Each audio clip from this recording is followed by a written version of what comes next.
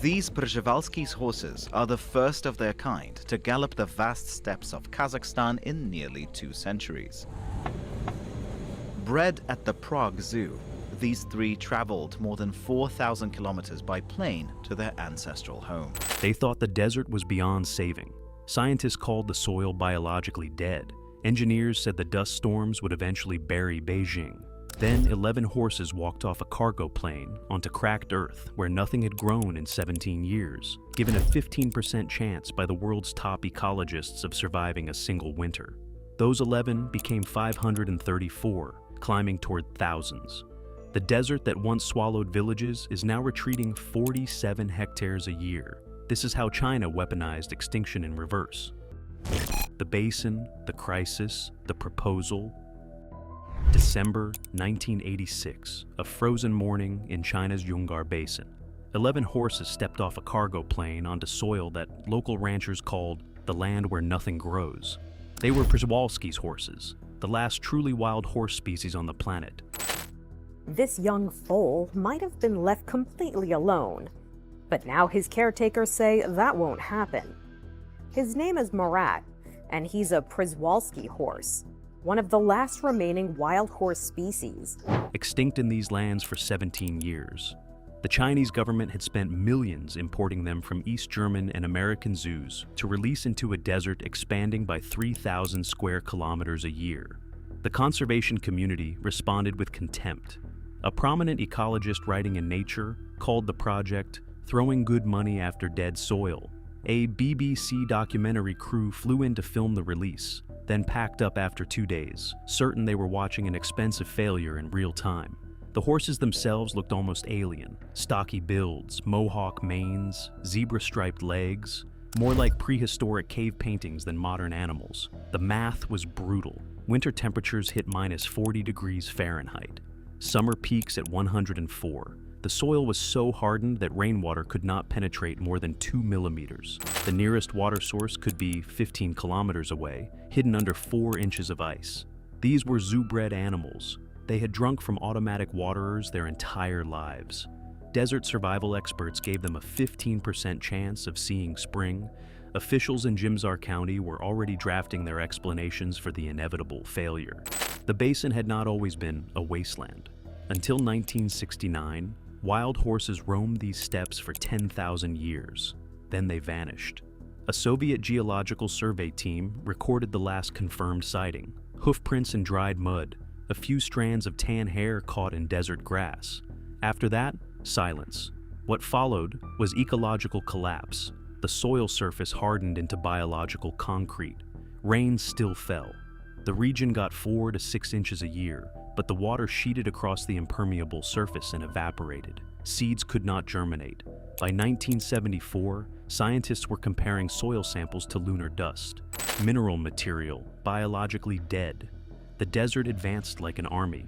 Satellite imagery from 1982 showed the Gobi expanding 70 kilometers per decade. Beijing, over 1,000 miles away, was getting hit by dust storms that lasted days. In March 1983, a single storm deposited 43,000 tons of Yungar Basin topsoil onto the Chinese capital. Hospitals reported a 300% surge in respiratory emergencies. China responded with the Green Great Wall Project, a forest barrier 4,500 kilometers long. By the mid-1980s, the forest was killing the region it was meant to save. The trees drank more water than the desert could provide. Water tables that had been stable for centuries dropped 12 meters. Trees planted in neat rows began dying from the bottom up. Villages had to be relocated when their wells ran dry. Agricultural productivity in Xinjiang province fell 34%. Computer models projected Beijing itself would be borderline uninhabitable by 2050. That was the situation when a small group of Chinese ecologists proposed something that sounded like fantasy. Stop fighting the desert with human engineering. Bring back the animal that had maintained this ecosystem since the Ice Age. The plan had 3 phases: import the horses, acclimatize them at the Jimzar breeding center, then release them into 4,000 square kilometers of the harshest terrain in Asia. Centuries after vanishing from Central Asia, the Przewalski's horses have returned home. Their reintroduction is a milestone for the whole nomadic world. Now Kazakhstan's golden steppe shines again. Welcome to modern nomads. Critics laughed. The horses had not lived wild for 3 generations. They did not know what wolves sounded like. They had never seen snow. What could 11 zoo animals possibly do against a desert this big? Everything, as it turned out. But to understand how, you have to understand what this particular horse actually is. The horse that was never tamed. The Przewalski's horse is not just any horse. Look at its DNA, and you find 66 chromosomes instead of the 64 that domestic horses have. It is the only horse species on Earth that was never domesticated, never broken, never tamed. While humans were breeding Arabian horses for speed and Clydesdales for strength, Przewalski's horses remained exactly as they had been when our ancestors painted them on cave walls 40,000 years ago. By 1985, only 900 existed on the planet, all in zoos. The entire species descended from 12 to 14 individuals captured between 1899 and 1903. After World War II, the global population hit 31 horses, with only 9 capable of breeding. At one point, the species survived in just 2 locations, Munich Zoo and Prague Zoo.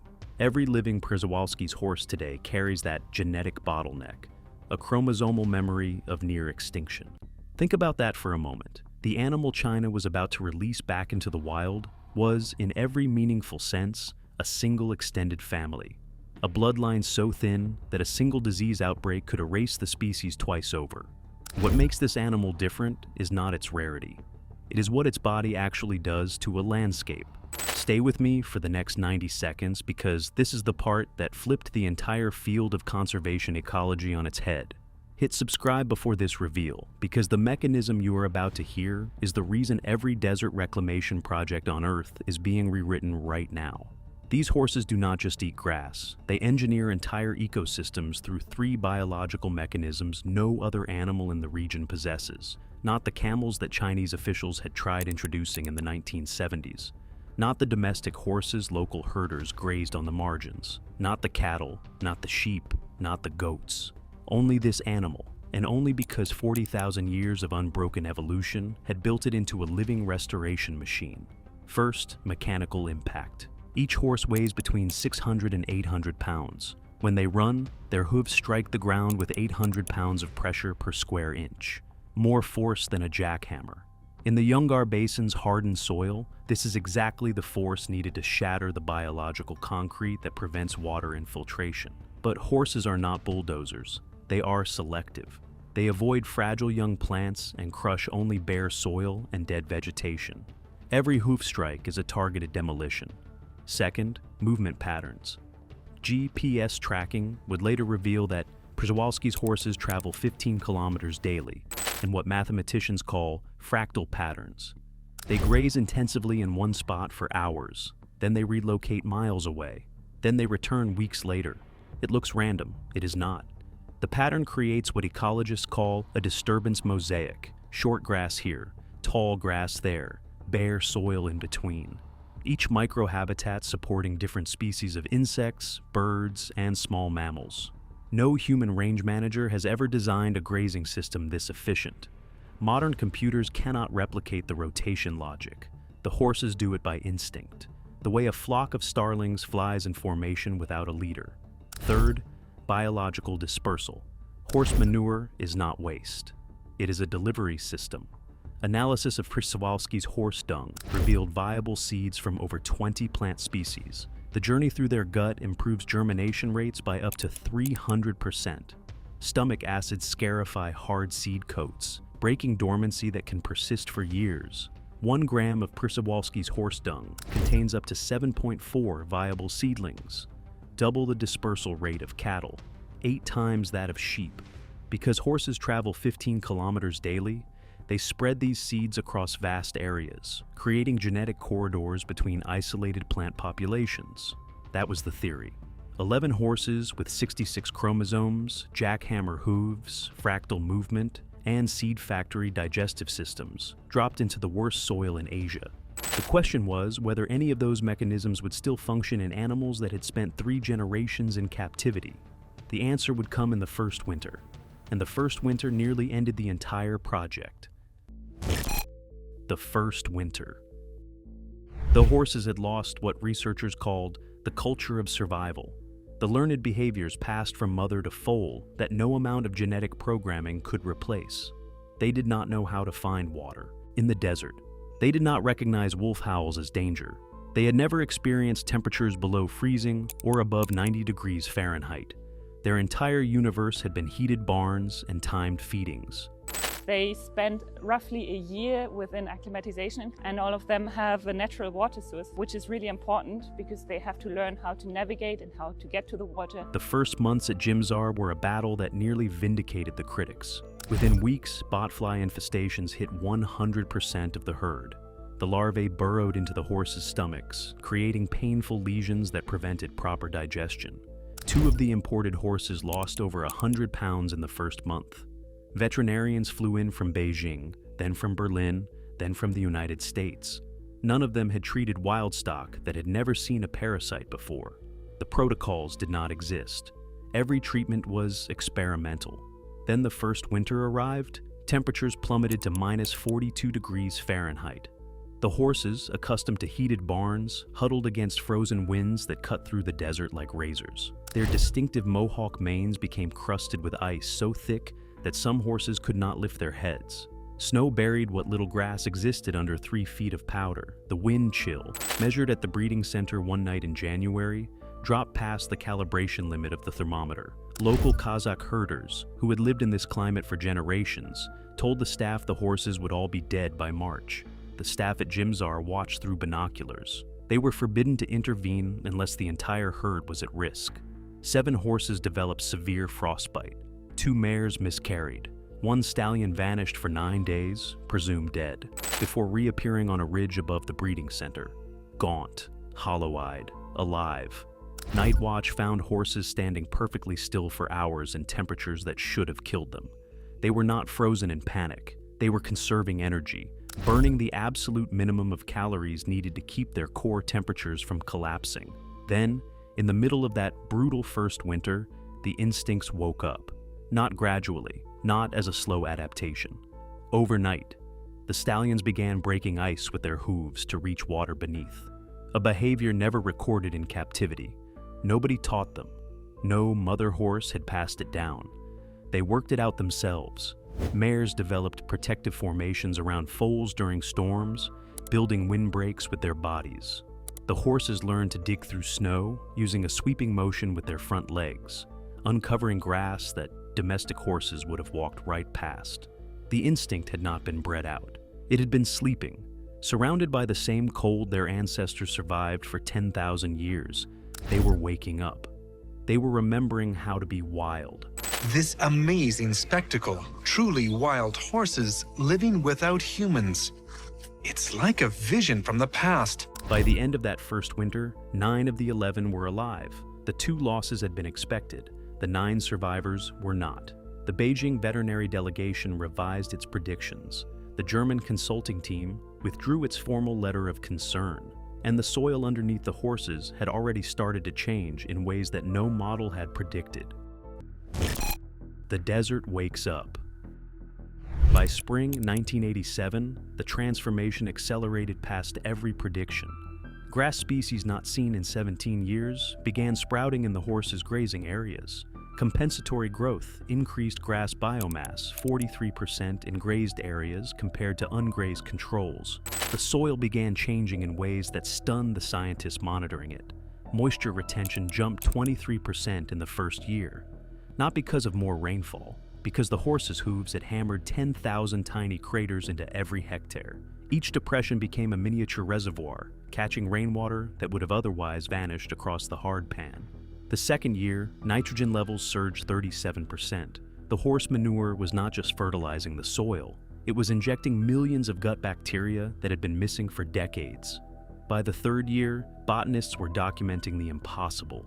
22 plant species returned from nowhere. Their seeds had lain dormant in the soil for nearly 2 decades, waiting for the right conditions to germinate.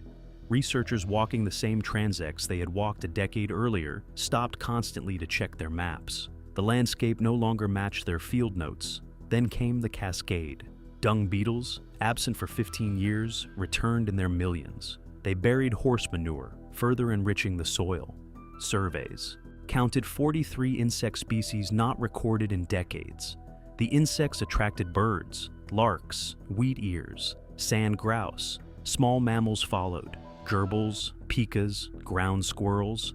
Each species added another feedback loop. The ecosystem was rebuilding itself in real time. In August 2001, 27 horses were selected for full release into the Kalamaili Nature Reserve. No fences, no supplemental feeding, no human intervention. Just horses and 4,000 square kilometers of desert that had not seen their kind in 32 years. And try to help them have a more natural life. Horses do not need to be ridden, you know? They don't need us. They are independent. The scientists installed GPS collars, set up camera traps, and held their breath. In the first week, the horses stayed within 500 meters of the release point, as if tethered by invisible chains. Then on day 8, something clicked. A stallion with a distinctive white blaze, named Hong by the researchers, suddenly led his harem 30 kilometers north to a water source that appeared on no map. How he knew it was there, after a lifetime spent inside fenced enclosures thousands of miles away, remains one of the great mysteries of the project. Within a month, the horses had established territories. Stallions marked boundaries using dung piles placed strategically on elevated ground. Natural foaling rates hit 87%, higher than many zoo populations. Foals born wild distinguish between 23 different plant species by smell. They froze in response to golden eagle shadows. They grew thicker winter coats than their parents. The landscape transformation was visible from space. Satellite imagery showed green patches spreading from the horses' core territories like slow-motion explosions. The water table, which had been dropping 3 centimeters annually since 1970, stabilized in 2003. Then it began rising. The horses had restarted a hydrological pump that had been turned off for a generation. What the trees could not do. The success in the Yungar Basin shattered everything China thought it knew about fighting deserts. For 25 years, the Green Great Wall had operated on one premise: plant trees to stop the sand. By 2010, China had planted 66 billion trees at a cost of $47 billion. In many regions, it had made everything worse. The trees were drinking the desert dry. The horses were doing the opposite. Their hooves created infiltration points that let rare rainfall penetrate deep into the soil. Their grazing maintained grasslands, which require 90% less water than forests. A single horse improved water retention across 50 hectares annually. The 534 horses in Xinjiang were effectively managing 26,700 hectares, an area larger than many national parks. They worked for free. No payroll, no fuel, no maintenance budget. Then someone in Beijing did the math. The numbers were staggering. So staggering that the initial report was flagged for a possible calculation error and sent back for review. It came back unchanged. Ecological economists had calculated what each horse was actually worth. Soil restoration, $12,000 per year. Seed dispersal, $8,000. Water retention, $15,000. Carbon sequestration, $7,000. Biodiversity support, $5,000. Total, $47,000 per horse per year. The herd in Xinjiang was generating $25 million in ecological benefits annually, a conservative estimate that did not include tourism, research value, or cultural significance. The $47 billion Green Great Wall project, by comparison, had no comparable per unit return. The 500 horses were producing more measurable ecosystem value than the 66 billion trees. The model spread fast. Mongolia released horses in Hustai National Park in 1992. By 2023, the population reached 490 individuals, with the surrounding steppe showing identical restoration patterns. Kazakhstan launched the Golden Steppe project in 2024, transporting horses from Prague and Berlin to the Kostanay region. Each project validated the same principle. In early June, they began reintroducing these wild horses, the last in the world, to their original habitat on the Kazakh steppe. You cannot engineer an ecosystem from the top down with human designs. You restore it from the bottom up with evolutionary solutions. China is now expanding the Kalamaili Reserve by 350 square kilometers. The target, 2,500 wild horses by 2040. Models suggest that population could restore over 100,000 hectares of degraded land, sequester 43,000 tons of carbon annually, and support over 300 species of plants and animals currently found nowhere else in China. The 11 horses that walked off that plane in 1986 did not arrive with a manual. They did not need one. They were the manual. The horses are now expanding into territory humans abandoned decades ago. Villages reclaimed by sand are being reclaimed back, this time by hoof prints. Nobody is entirely sure where they stop. The same mechanism that reversed Jungar is being studied for the Sahara, the American Southwest, the Australian outback. The question is no longer whether it works. The question is what humans have to give back to make it work somewhere else. How much land? How much control? How much of the planet we are willing to hand back to the engineers we replaced? Wolves in Yellowstone or bison on the American plains? Which extinct engineer should come back first? Pick one in the comments and defend it. And if you want more stories about the species that quietly reshape continents, the subscribe button is your next click.